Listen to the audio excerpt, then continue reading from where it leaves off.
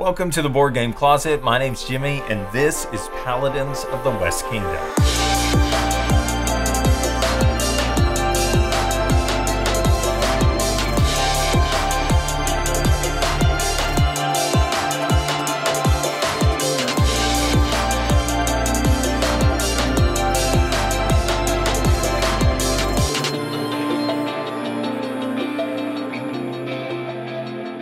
Paladins of the West Kingdom is the second game in a trilogy. The first game, Architects, was all about building the cathedral and impressing the king with your architectural abilities. And in Paladins, now it's all about defending the kingdom. So you need to put out garrisons, send commissions, you need to recruit people, convert people, get the townsfolk to help you. There's a lot that you have to do, but every single round you are going to be using one of these Paladin cards. Now, what's pretty cool is everybody has the same 12 Paladin cards at their disposal. They're going to shuffle their own personal deck, and at the beginning of a round, you draw 3 cards. Now you get to make a tough choice. You have to pick one of these 3 to use on this round, and then you put one on the top. You'll see that one next round, and then you put one on bottom. You're probably not going to see that one for a while. And so this Paladin card tells you 3 things. It's going to give you some workers that you can use on this round. It's going to give you a temporary boost in attributes, and we'll talk more about that in a minute. And it also gives you a special ability that you get to use just on this round.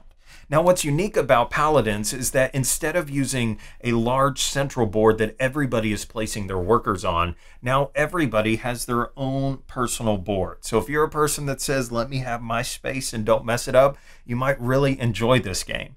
And there are places where you can have player interaction that come out throughout the game. And of course, as you're doing some of these actions, you could be taking an ability that somebody else wanted or a benefit that somebody else wanted. So there is player interaction there. So once you have your workers in your hand, then you get to place them across the board. There are 12 action locations on your board. They all require workers to be placed down. So at the beginning, when you're placing your Paladin and when you get to recruit workers from the tavern, you already have to be thinking through, what do I want to accomplish this turn and which specific colors do I need to have in order to do that? Now, in a lot of the Shem Phillips games, they have different tracks where you can get victory points. You know, in Raiders of the North Sea, it was about the Valkyrie. And, you know, you kill off your guys and you get some victory points at the end. Well, the same thing is in this game, too. You've got multiple tracks that you can get victory points in.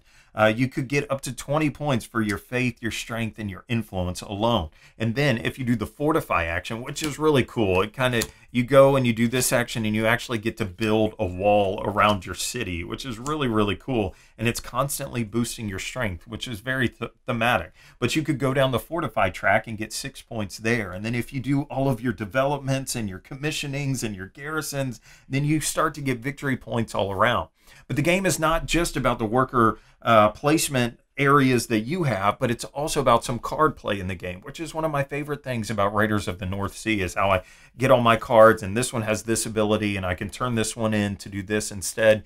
They use that same kind of thing in this game, where you have the townsfolk that you could either use for an instant ability and discard the card, or you could recruit them or join them or hire them or whatever the term is, and now they give you an ongoing benefit during the game. Like this abbot, every time I do the absolve action, now he's going to give me a provision. And so that's some of that same kind of card play that was in Raiders. There's a whole lot going on, and this is why I would say if you're used to Raiders of the North Sea, be prepared for another step up or a step deeper or a little bit crunchier, however you want to word that. But there's a lot more going on in this one than just Raiders of the North Sea and even Architects of the West Kingdom. I feel like they cranked it up just a little bit, and that's not a bad thing, especially if you're a fan of this series. Then maybe you've been wanting a little bit more like I have. And so this is kind of the perfect progression in this series to me. This is the next step. You're not going to the deep end. You're not going to the 5 level of BGG ratings yet. We're not there,